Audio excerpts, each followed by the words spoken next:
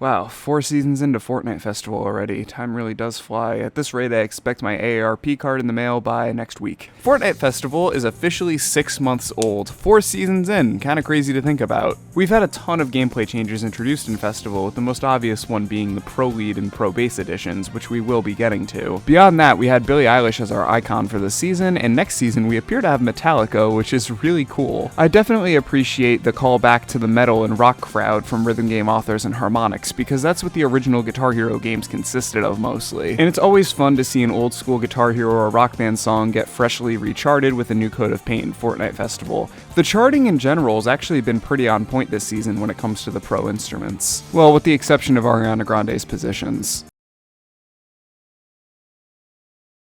But it's nice to finally be able to play these parts on an actual plastic guitar officially supported in Fortnite Festival. Although, if you remember back to the start of the season, it certainly didn't launch that way. As soon as the season started, PDP's Riffmaster immediately began shipping out to a bunch of customers, myself included, and it became apparent that PDP were more or less in bed with Epic Games when it comes to the launch of the instrument, because you could only play with the Riffmaster or Rock Band 4 instruments at this mode's launch. You couldn't remap any X input device to play Pro Lead with a standard controller or other plastic guitar.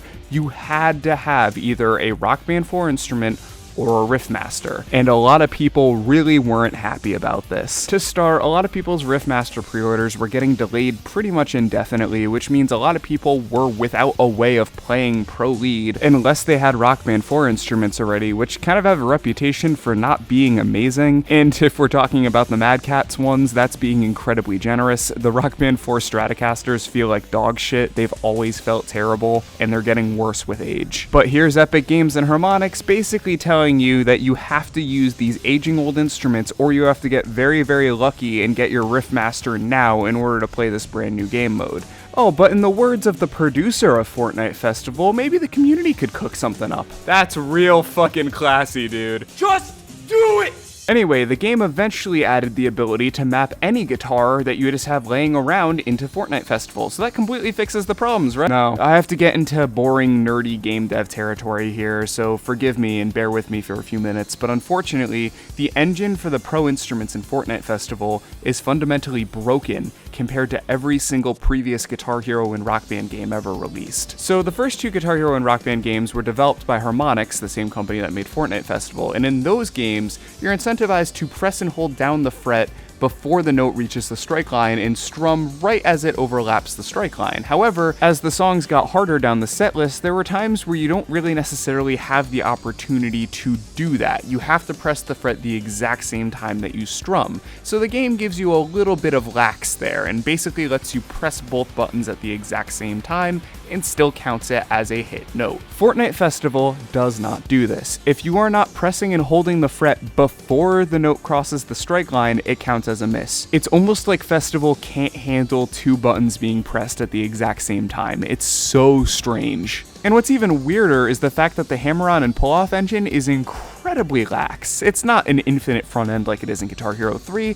but I've still been able to cheese some ho-pos pretty easily. So why is strumming so strict? They've unintentionally made one of the hardest engines I've ever played for a rhythm game. To be fair, you can calibrate for this, and it makes the game a little bit more playable, but it's still not ideal. I would really like if this was an option, or if they just fixed it so that way you can strum at the same time that you fret. It would just be a nice little feature to have. But enough bitching and moaning, let's talk about the good things again. I'm really digging the aesthetics. They've added a ton of new animations to the characters on stage, including them bouncing really, really fast, which makes me laugh every single time. I know it's probably not intentional, but holy shit, it's good. But on top of that, they've also added a ton of aesthetic items that are included in the Festival Pass, and also just unlockable through gameplay for free. Playing online still feels fantastic. I feel like I'm getting paired up with more expert players now than I was before. I'm not sure if it like ranks with your level or whatever, but it's cool because I'm able to get gold stars on songs that I wouldn't have been able to if I was playing with people below expert, so I do appreciate that. The song choices have also been really cool. We've gotten everything from pop to hip hop to rock to metal. We've even gotten the fucking Star Wars Cantina Band theme, which is a really good chart. It's really fun. We've never seen a variety variety this big in a Guitar Hero or Rock Band game, so it's really cool to have a set list that's this diverse. No matter what music you listen to, you will find a song on Fortnite Festival that you will enjoy playing. And even if you don't have a pro instrument, the other charts for gamepad have been fantastic. I really do like jumping on vocals every now and then to change things up.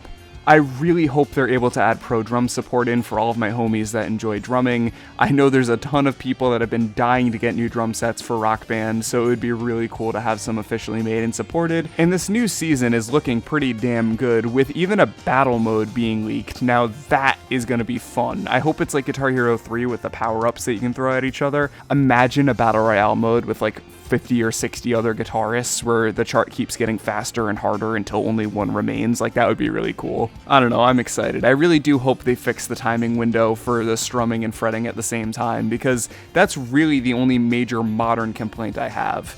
Following up from the last video, the censorship is still annoying. Certain songs are, certain songs aren't. I don't understand. Maybe it's a thing with the labels. I don't get it. But in the grand scheme of things, that's kind of small potatoes. If I don't hear the word sodomy in Fortnite, I'm not going to lose sleep at night. Anyways, I'd love to hear your guys' opinions on this new season. What are you guys most excited for? What did you think about the Billie Eilish season? And more importantly than that, who are you guys hoping to get a season in the future? I'm hoping for a Green Day season because it would be kind of cool to see like a Green Day Rock Band spiritual successor. But until then, I hope you guys enjoyed watching. I'll see you on the leaderboards. Peace out and rock on.